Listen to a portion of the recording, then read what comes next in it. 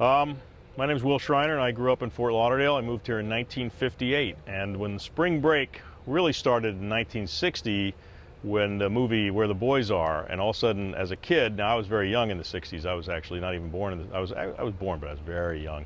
In 1961, when all of a sudden there was traffic, there were crowds, and there were a lot of beautiful girls on the beach. Spring break sort of followed all through, almost up into, I guess, into the 80s, when they decided they didn't want them here in Fort Lauderdale anymore, because the kids would come. The beaches were packed with college-age kids, and drinking was allowed at age 18. So kids would be in a bar.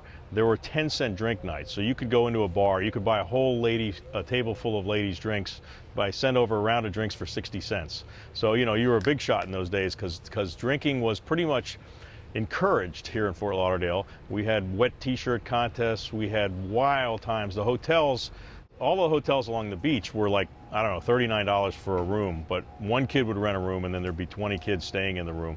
The spring break was wild. There was a couple Crazy Gregs in the Elbow Room, and then the Button in the 70s was right at Las Olas on the beach, and that's where everybody hung around. I was driving a taxi cab in 1974 for one spring break, just for the experience, and it was more fun. It was wild times. We would load up, 10 kids in a cab, charge them all $2 a head, take them up to Commercial to go to Crazy Greg's or one of the bars. But the big thing in Fort Lauderdale was really laying in the sun all day and then drinking at night. And for the most part, a lot of the girls would be like lobsters at night. They would lay in the sun before sunblock was sort of well established as something you need to use, and the girls would come to these bars, and if you'd go to dance with them and if you touch them, they would shudder in pain from the burns that they received from laying in the sun all day. But in those days, people would lay in the sun with a tin foil, and try to, nobody realized, everybody thought they looked better tan. So that was what I remember of spring break. Getting tan, a lot of drinking.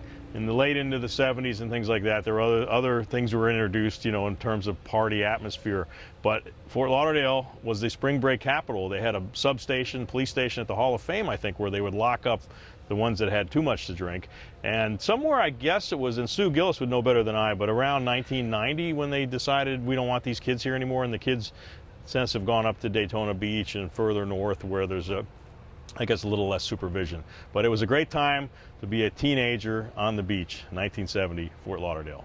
That's all I remember.